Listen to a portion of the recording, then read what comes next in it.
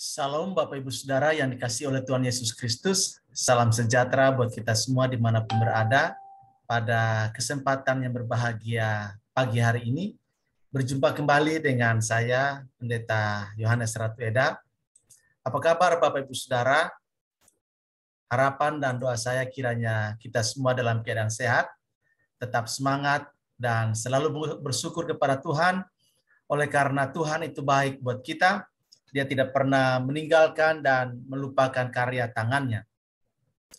Bapak Ibu Saudara yang dikasihi oleh Tuhan Yesus Kristus, pada kesempatan yang indah ini, saya akan men-share atau mengulas satu topik, yaitu apakah gereja itu dalam perspektif metaverse.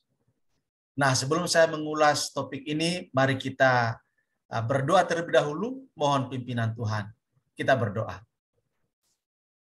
Pagi ini Tuhan, kami mengucap syukur oleh karena Engkau begitu baik buat kami, sehingga masih ada kesempatan bagi kami untuk belajar tentang Tuhan dan kebenaran firman-Mu.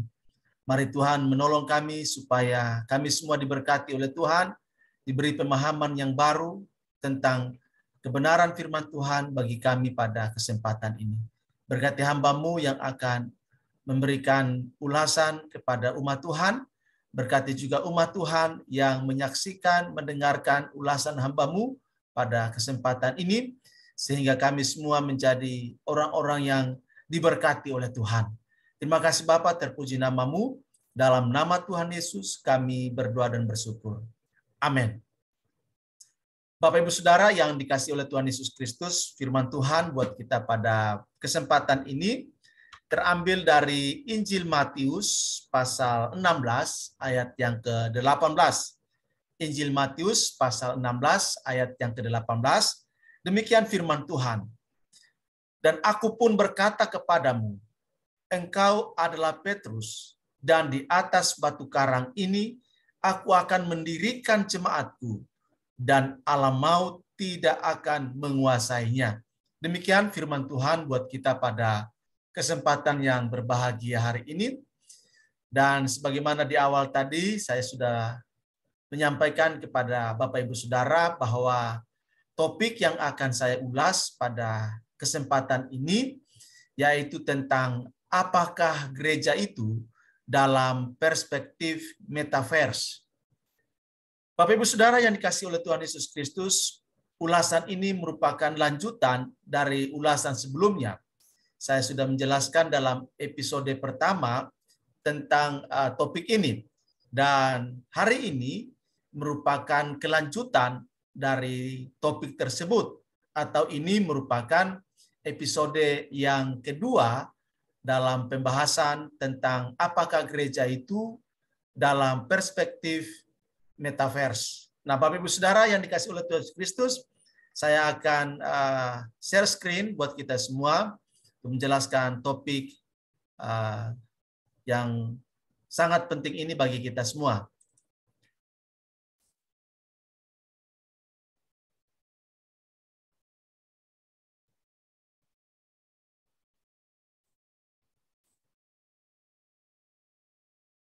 Nah, Bapak Ibu Saudara yang dikasihi oleh Tuhan Yesus Kristus, dalam video saya yang pertama atau episode yang pertama, saya sudah menjelaskan bahwa gereja adalah tubuh Kristus.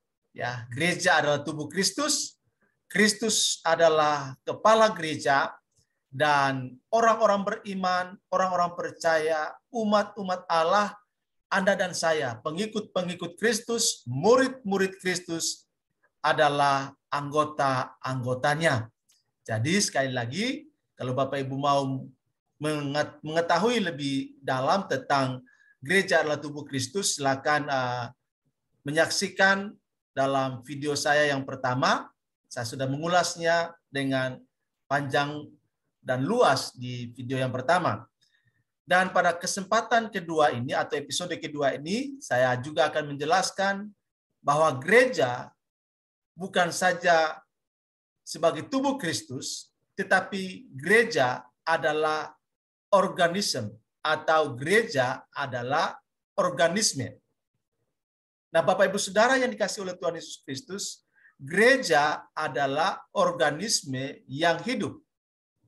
Artinya apa? Artinya gereja adalah Anda, saya, kita semua yang masih hidup sampai dengan saat ini. Mengapa? Karena kepala gereja, yaitu Tuhan Yesus Kristus, dia mati tapi bangkit kembali dan hidup selamanya. Karena kepala itu hidup selamanya, maka anggota-anggotanya juga akan hidup selama-lamanya. Atau dengan kata lain, bahwa kita sebagai anggota tubuh Kristus, kita gereja adalah tubuh Kristus, tidak akan mati selama-lamanya. Sebagaimana dalam Matius pasal 16 ayat yang ke-18 tadi dikatakan bahwa Allah maut tidak akan menguasai gereja Tuhan, atau Allah maut tidak bisa menguasai hidup anggota tubuh Kristus atau hidup orang percaya. Yesus adalah buah sulung kebangkitan. Dia telah mengalahkan maut dengan segala kuasanya.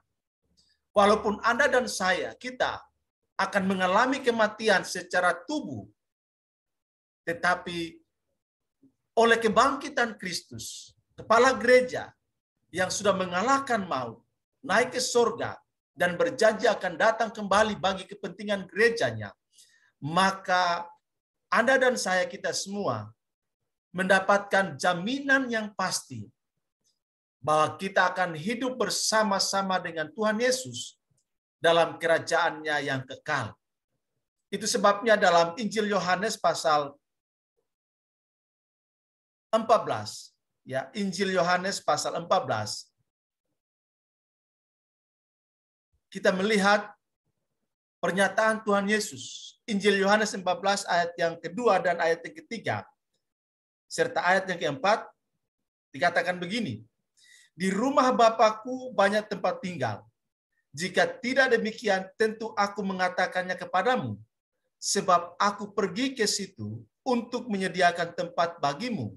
Dan apabila aku telah pergi ke situ dan telah menyediakan tempat bagimu, aku akan datang kembali dan membawa kamu ke tempatku, supaya di tempat di mana aku berada, kamu pun berada. Dan kemana aku pergi, kamu tahu jalan ke situ. Nah, Bapak Ibu Saudara yang dikasihi oleh Tuhan Yesus Kristus, dari firman Tuhan ini memberikan suatu informasi yang sangat akurat, memberikan sebuah jaminan yang pasti bagi kita. Dan firman Tuhan ini merupakan pernyataan langsung dari mulut Tuhan Yesus sendiri dan direkam serta ditulis oleh penulis Injil Yohanes dalam pimpinan dan tuntunan Roh Kudus. Dikatakan bahwa di rumah Bapakku banyak tempat tinggal. Jika tidak demikian, tentu aku mengatakannya kepadamu, sebab aku pergi ke situ untuk menyediakan tempat bagimu. Yesus hidup selamanya, dan dia pergi ke sorga, kembali ke sorga untuk menyediakan tempat bagi saya, menyediakan tempat bagi Anda, menyediakan tempat bagi kita semua yang percaya kepadanya. Dan tempat yang disediakan oleh Tuhan Yesus adalah tempat yang abadi, tempat yang kekal. Dikatakan, aku akan datang kembali dan membawa kamu ke tempatku, supaya di tempat di mana aku berada, kamu pun berada. Yesus akan datang kembali untuk membawa Anda dan saya, membawa kita semua tinggal bersamanya dalam kerajaan sorga. Dikatakan, supaya di tempat di mana aku berada, kamu pun berada. Jadi Yesus sebagai kepala gereja, dan gereja adalah tubuhnya, tidak akan pernah terpisahkan, tidak akan pernah dipisahkan oleh apa dan siapapun. Puji Tuhan. Nah, Bapak Ibu Saudara yang dikasihi oleh Tuhan Yesus Kristus, dalam Yohanes 11 ayat yang ke-26. Injil Yohanes 11 ayat yang ke-26, firman Tuhan memberikan suatu penjelasan yang sangat luar biasa bagi kita. Dikatakan begini, dan setiap orang yang hidup dan yang percaya kepadaku tidak akan mati selama-lamanya. Puji Tuhan. Ini merupakan pernyataan Tuhan Yesus sekali lagi, bahwa walaupun Anda dan saya, kita semua sebagai gereja Tuhan, sebagai tubuh Kristus, akan mengalami kematian fisik, terpisahnya jiwa dan roh dari tubuh. Tetapi, kata Yesus, tidak akan mati selama-lamanya. Artinya apa? Artinya kebangkitan Kristus dari antara orang mati, kebangkitan Kristus yang mengalahkan maut, memastikan bahwa kita yang percaya kepada Kristus, walaupun mengalami kematian fisik, tetapi tidak akan mengalami kematian selama-lamanya, karena Yesus sudah bangkit mengalahkan maut. Dialah sulung dari kebangkitan itu. Nah, Bapak Ibu Saudara yang dikasihi oleh Tuhan Yesus Kristus, dalam ayat yang ke-25 ditegaskan, akulah kebangkitan dan hidup. Barang siapa percaya kepadaku, ia akan hidup, walaupun ia sudah mati. Puji Tuhan. Kita bersyukur bahwa sebagai organisme yang hidup, kita bersyukur. Karena walaupun kita mati, tapi kita akan hidup selama-lamanya bersama dengan Kristus. Kemudian, dalam Wahyu pasal 1, kitab Wahyu pasal 1, ayat yang ke-17 dan ayat yang ke-18. Wahyu pasal 1 ayat 17 sampai ayat yang ke-18. Firman Tuhan mengatakan begini. Ketika aku melihat dia, tersungkurlah aku di depan kakinya, sama seperti orang yang mati. Tetapi ia meletakkan tangan kanannya di atasku, lalu berkata, jangan takut, aku adalah yang awal dan yang akhir, dan yang hidup. Aku telah mati, namun lihatlah aku hidup sampai selama-lamanya, dan aku memegang segala kunci maut dan kerajaan maut. Puji Tuhan. Rasul Yohanes yang dibuang oleh pemerintahan pada saat itu, yang tidak mendukung atau tidak sejalan dengan iman kepada Yesus Kristus, membuang Rasul Yohanes ke Pulau Patmos. Dan di Pulau Patmos itu, Rasul Yohanes mendapatkan anugerah spesial, privilege, untuk melihat dan menyaksikan Yesus yang hidup selamanya itu. Penulis kitab Wahyu katakan, ketika aku melihat dia, siapakah yang dilihat oleh penulis kitab Wahyu? Oleh Rasul Yohanes. Tentu yang dilihat oleh Rasul Yohanes adalah anak domba Allah, Tuhan Yesus Kristus, Raja di atas segala raja, Tuhan di atas segala Tuhan. Sehingga dalam penglihatan tersebut, Rasul Yohanes mengekspresikan rasa hormatnya, kekagumannya dengan tersungkur, sujud, menyembah Raja di atas segala raja dan Tuhan di atas segala Tuhan. Dikatakan, tersungkurlah aku di depan kakinya. Artinya Rasul Yohanes begitu menghormati, begitu kagum kepada Raja di atas segala raja.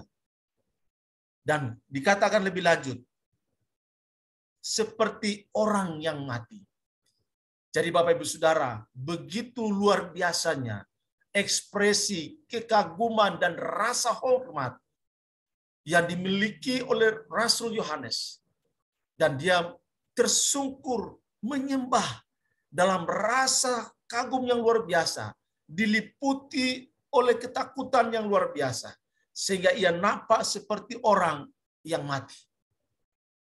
Tetapi dikatakan, dia yang dilihat oleh Yohanes meletakkan tangan kanannya di atas Yohanes, lalu berkata, jangan takut. Artinya Tuhan di dalam otoritas, kuasa, dan kedaulatannya menjamah dan melawat Rasul Yohanes, Sehingga dengan satu pernyataan, jangan takut, memunculkan satu ketenangan bagi Rasul Yohanes, menyingkirkan roh ketakutan di dalam diri Rasul Yohanes, dan berkata, "Aku adalah yang awal dan yang akhir, dan yang hidup. Aku telah mati, namun lihatlah aku hidup sampai selama-lamanya, dan aku memegang segala kunci maut dan kerajaan maut." Nah, Bapak Ibu Saudara yang dikasihi oleh Tuhan Yesus Kristus, yang awal dan yang akhir menunjuk kepada pribadi Tuhan Yesus Kristus. Gereja Tuhan di zaman akhir ini ada dalam providensia, ada dalam pemeliharaan Allah di dalam Yesus Kristus. Dia yang awal, dia adalah Alfa, tetapi juga dia yang akhir. Dia adalah Omega, yang sudah mati oleh karena pelanggaran dan dosa-dosa kita. Tetapi ia bangkit dan hidup sampai selama-lamanya. Dan karena dia sudah hidup sampai selama-lamanya sebagai kepala gereja, maka gerejanya sebagai tubuhnya juga hidup selama-lamanya. Dan dia berkuasa. Dikatakan, aku memegang segala kunci maut dan kerajaan maut. Yang memberikan suatu penegasan bahwa Tuhan Yesus Kristus, kepala gereja, punya kuasa, punya otoritas, punya kedaulatan atas maut dan kerajaan maut. Sehingga maut dan kerajaan maut, penguasa kerajaan maut, itu ada dalam genggaman kuasa Tuhan Yesus Kristus. Sehingga memberikan satu penghiburan, pengharapan bagi kita yang percaya kepada Tuhan Yesus. Bahwa sekalipun kita menderita, sekalipun kita pasti mengalami kematian, tetapi kuasa maut dan penguasa maut, kerajaan maut, tidak berkuasa atas hidup kita sebagai gerejanya.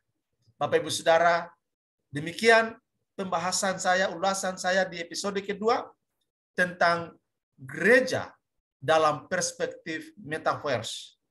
Saya akan melanjutkan pembahasan dalam episode ketiga.